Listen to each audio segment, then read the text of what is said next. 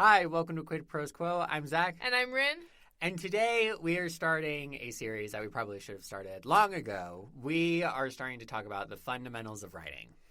Yeah, I'm so excited to start this series because, I feel like once you get into writing, you just know the basics and you don't think about them enough. But then, if you go back to basics, then you become a better writer. So Yes. if you have ideas for stories, poems, or essays, whether long form or short form, but you've never written anything, this episode and this series is for you. Yeah.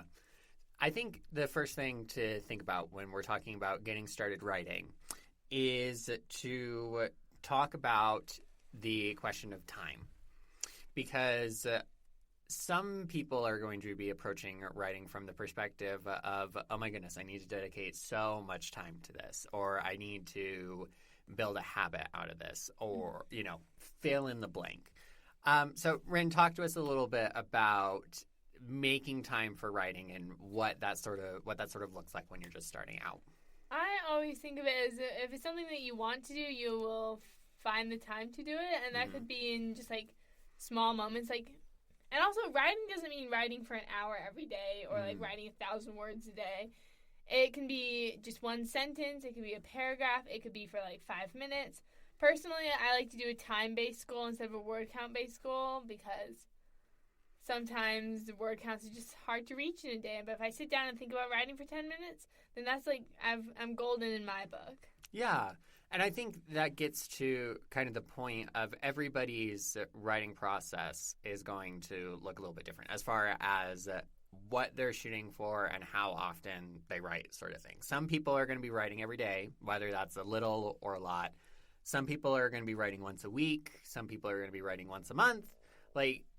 It's variable, right? And all of them are valid. It's all good. Yes. And so many big name authors will say you have to write every single day.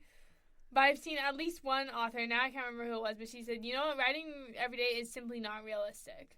Especially if you're not writing full time, if it's not your day job. Yes. If you are working regular 9 to 5 or even longer than that, as a lot of people do, writing every day just may not be sustainable. You have to take care of yourself and you have to make sure all your basic needs are being met before you have the energy to be creative. Yes, love that reference to Maslow, hierarchy of needs. Exactly what I was thinking of. If you're looking for little pockets of time inside of your day to find time to write, I would recommend looking at your commute. Don't write while you're driving, obviously. But if you're like me and you spend 3 hours on public transportation every day, there's some time there that you can use for writing. If you are a morning person, you can write in the morning. If you're an evening person, you can write in the evening. If you have a break for lunch, you can write a little bit then. You're just trying to find time that works for you so that you can actually sit down and write something. Absolutely. I think this brings us to our next point. When you're starting to write, you need to not self-edit. Want to avoid that. Because if you sit down and you try and write a sentence and then you immediately hate the sentence and you delete it, then you just undone all the work you did for that sentence, right? Yes, and that's the prime example of self-editing is that you second guess what you're writing, and because you second guess it, you delete it or you rework it, or that kind of thing. And when you're just starting out, you don't want to do that. And even if you're not, you don't want to do that because it will totally kill your momentum. Yeah, totally kill your momentum. Your creative flow. The enemy of your writing is definitely editing. Edit when you are finished writing, not while you are writing. This is to say that someday you may be able to the point where you can edit while you write. James Joyce, I think it is. He writes one word and then the next word, and then he's do those words sound good together? No? Delete them and start over. And he's, insane. He writes, perfect first drafts, so that's because he edits as you go. But then, that takes forever, and we can't all be James Joyce. Yeah, and I don't think all of us want to be James Joyce. This much is true. I do not want to be James Joyce.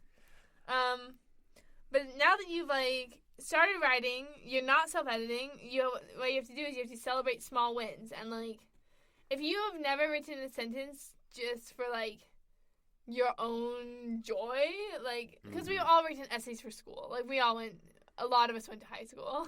I want to be inclusive. My roommate dropped out of high school, so I had to be we had to be inclusive. But she's in college now, so good for her. But you have to celebrate these small wins. Like when you finish a sentence, a paragraph, a chapter of your novel, you should celebrate that. Yeah, and those celebrations are going to look different for everybody. You might do the reverse of what some college students do, where they'll put an M&M or a Skittle on every paragraph and eat a Skittle, thank you, with a little candy with each paragraph. But you could invert that and say for every paragraph that you write, eat a Skittle kind of thing, if that's your jam. Or it might be, hey, I finished the first draft of a short story, so I'm going to, take the evening to, have a bubble bath, or whatever floats your boat, whatever feels like a celebration to you is what you should do to celebrate those wins. Nice. In addition to celebrating small wins and actually getting started writing, I feel like writing buddies or an accountability partner can be super helpful, especially in the early days. And this should be a trusted friend who you who's not going to be mean to you about whether you're writing or not, but is going to push you to be better. So, like you said, just someone you text every day and tell them what you've been working on, or they text you and say, hey, what have you been working on? But also, if you are, super shy about your writing journey and you don't want to share your writing, first of all, you don't have to share what you wrote. You can just say, oh, I wrote for this long, or I did this many words. But you can also do this in a spreadsheet or a writing journal. And when I prepped these show notes, I just started a writing journal. Yes. I was really consistent with it for a week. And then I stopped using it for 3 weeks, and now I'm trying to use it again. Relatable. That is so it's relatable. Hard. Yes, it is. But I can't remember who it was. Someone in my capstone class. Oh, it's Matt Bell. Matt Bell has a spreadsheet, and every day he doesn't write anything. He tells himself he has to put a 0 in there. Yes. And a 0 is motivating to him. I think that might just make me feel bad. Well, that floats his boat. It floats his boat. No, this is just showing differences in the writing process again. Yes. Another way that you can incorporate a writing partner and an accountability buddy is writing, setting aside time to sit down in the same room or in the same place as somebody and writing for the same amount of time. So this is something that me and my wife have started doing recently, is that we'll sit next to each other on the couch for 30 minutes. I'll work on writing. She'll work on writing. And at the end of the 30 minutes, we'll just say, this is what I was writing, this is what I'm working on, that kind of thing. And that has worked really well for us. I just want to say that's so cute. Literal couple goals. Yeah, it makes me really happy. Cute.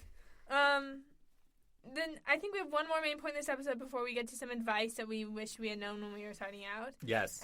But before we get to that advice, we want to talk about how you're writing, whether you're using paper or digital, and you can do either, and it doesn't really matter. Nope, doesn't matter at all. I wrote my first novel entirely by hand, and it didn't float my boat. I was like, wow, this is taking a really long time. But one of the things that I love about writing on paper is that you have margins, and you can write in the margins. And that was my jam, was writing in the margins and being like, oh, this is something that's completely... not something that's going to go into this, but I can expand on it later, or I can write a companion story. I jammed out to the margins. I no longer write by hand, but I love me some margins. I do access the margin comments on digital. I just use the comment function on Scrivener. Yes. But speaking of Scrivener, you do not need to invest in writing software. No. So many, I wrote 2 or 3 novels just using Google Drive. Brandon Sanderson writes all his in Microsoft Word, just the doc format, and there are lots of free software. There's lots of free software out there that you can use, like Obsidian or Evernote or whatever floats your boat. Yes, exactly. The theme of this episode is whatever floats your boat, you should do it because you don't want to sink. Yes. But yeah, you don't need. And also, if you are not going the software route, you don't need a nice notebook to start it.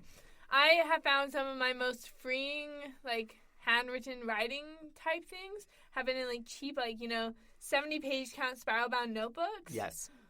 Because if it's cheap, then it's okay if it's bad. Mm. Like, I'm not... Because I am one of those people who has, like, a million notebooks, and they're so nice. Like, I regularly go out... Not regularly, but more often than I should. I buy, like, the nice Archer and Olive notebooks I use for my bullet journal, and they're, like, $30 a pop or something. Like, they're expensive. And I'm like, I can't write in here because it's just too nice, and I will ruin the nice notebook. But notebooks are meant to be written in. Yes. So whether it's nice or whether it's cheap, just write in the notebook. You're not ruining it. You are improving it because something there is better than nothing there. Yes, that's very true. So, Rin, as we close out the episode, what is one piece of advice that you wish you had known when you were starting out on your writing journey? This is something that I wish I knew when I was starting out, and that I still have to remind myself of. It's not about publishing or being read. It is about creating art, and it doesn't have to be perfect. And as Steinbeck said, now that you don't have to be perfect, you can be good. Just you have to know it's a process. Yeah. You know, it's interesting because when I think about what I wish that I knew at the very beginning, it's very much a similar thing, is that not everything has to be publishable and not everything has to fit inside of a larger narrative kind of thing. Yeah. And there are some projects that you just write to hone your craft, and that's completely fine. Like my first novel, I wrote it completely by hand. When all was said and done, it was the size of a large Harry Potter book, but it was completely unsalvageable. Like there was nothing I could do to fix it kind of thing. Same thing with my first novel. Your first novel is not supposed to be good. No, it's when you're driving around with the training wheels on your bike and you're figuring out, okay, how do I make this work kind of thing. But I had so much fun. I had so much fun doing it, and that was what was important, was having the fun of writing and also having the experience of crafting a narrative and editing and having the experience of sharing it with people and getting the feedback, even though it's never going to see the light of day for general public. I shouldn't say never. It will probably never. It may come back in another form. Yes, but it's completely fine to cannibalize those projects for other things. Yes, exactly. It makes my motto recently has been no writing is ever wasted, and I think that's what both of our words of advice are getting at. Like, no writing is ever wasted because it makes you a better writer. Yeah. We will be continuing this series next episode in our pantsing versus planning episode. Thanks for tuning in. This has been Quid Pros Quo. Quid Pros Quo is hosted by DC Winters and CK Jensen. If you like this episode, be sure to leave us a rating. And if you'd like to contact us, you can email us at quidprosquo@gmail.com. For more episodes, check us out on Spotify, Apple Podcasts, or wherever else you get your podcasts.